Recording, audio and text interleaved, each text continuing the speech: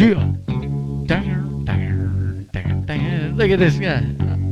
DJ Choice One in the mix, man. It's the B-side show, man. I feel like dancing right now. I dance uncoordinated, so vibe with me.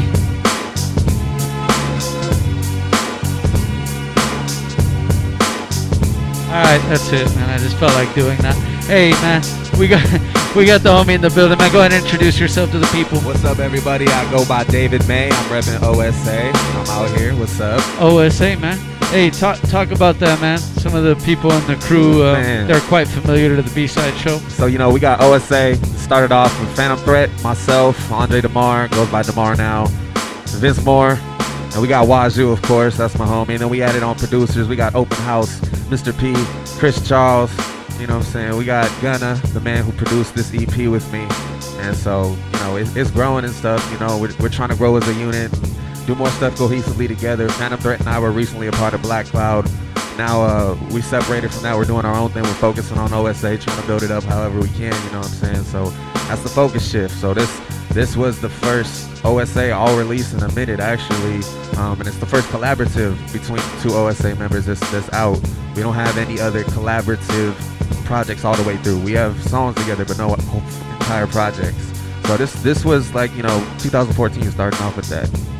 Let me ask you, that we're gonna talk about that because you guys gotta go check that out. But did you guys, OSA, did you guys have like a game plan? Like you needed certain pieces to fit, or everything kind of fit on its own? Because I mean, like you mentioned, like you got kind of members came in on the way. Was it like kind of all? It was organic the way you guys kind of. Yeah, because like the first 5 of us, we actually all went to school together. We all went to Warner High School, and it was formed after some of us had already graduated.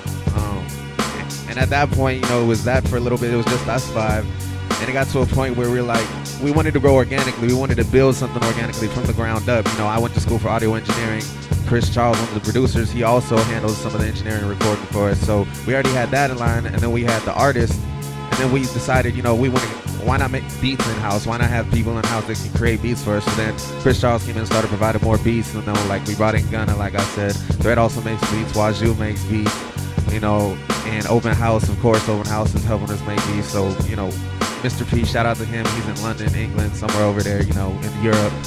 And that just came together, and after that, now we're trying to do more. We were kind of dormant for a little while. A lot of us had our own individual things to sort out and issues to figure out. Now we're back at it. Real life happens. You know what I'm saying? Like real life really did happen to a lot of us in different ways. But now we're really concentrated on getting it right, getting focused and stuff. We got people who are really like-minded working together, and we got that chemistry because, like I said, a lot of us grew up together, and even the ones we brought in later, a lot of them we already knew either through school or we had known them through shows and stuff. So we're all family. At the end of the day, we're all trying to eat, but we all take it seriously, and so that's what's really dope about it. It's even doper, I mean, in my opinion, though, because when someone's on that same vibe musically or whatever artistry it might be, like when you're all on the same page, and then but you already have that kind of like background together, like you know each other, and then to realize, hey man, I know this dude. I didn't know he could spit like that. Like, you know what I'm saying? Yeah, because I started rapping with Wackoe, and then another homie of ours, Digger. Like, that's who I started with. We had different names back then. It was back in, like 8th grade, freshman year type deal.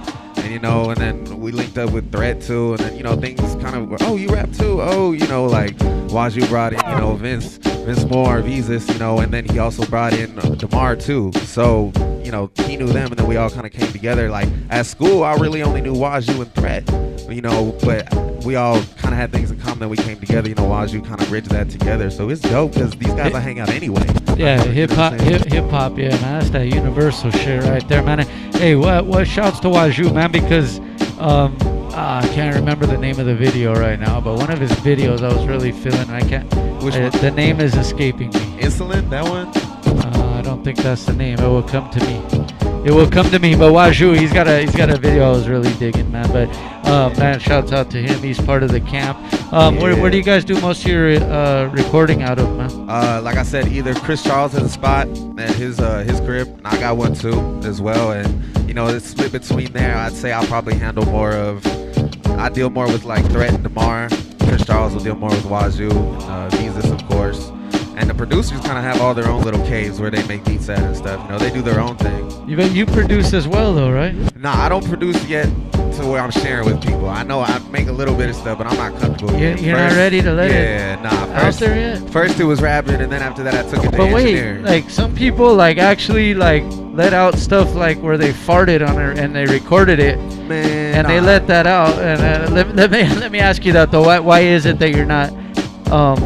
Because there's a specific reason, and some people need to know that. Why is it that you're not releasing it yet? It's really it comes down to quality control. You know what I'm saying? Okay. As artists, we all have our own brands that is attached to our name. Our name is a brand, whether you're in a group or solo. So anything you got to present is representative of that. And I'm at a place where I'm still trying to build mine up and do what I can do. So I want to make sure everything I come out I can be proud of, I can be happy with, and comfortable with. I'm not, shy about it. So those things, it'll come in time. But like I said, I went to school for engineering and mixing and whatnot. I want to get good at that. I want to, perfect that, and learn mastering and stuff. When I feel comfortable with those things, then yeah, I'm gonna move into producing because that's the next step. I'm just like, I really give you props for saying that though, because some people need that, like they need to hear that, like people just put things out like it ain't nothing, and sometimes like maybe you should like stop and take a listen, or have somebody that you trust that's not gonna lie to you and like, should I put this out? Like people just be throwing stuff out. You gotta know what you're putting out and realize how it's being perceived. Even though you intended a certain way, it might be being perceived, and that information is taken in a completely different way. And you gotta be aware of that. And I like what ODM was saying. I'm not gonna knock another man's hustle, but you need to realize what you're doing still. Are you ready to go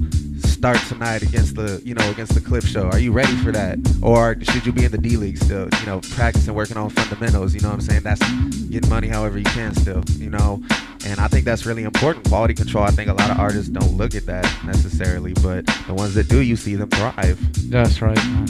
Hey, I'm just glad you said it, man. It's real talk, man. You gotta, especially like you are a brand, you are branding yourself or your group or whoever it might be, and you can't just be throwing stuff out, man. Some people just taking the internet too far, man.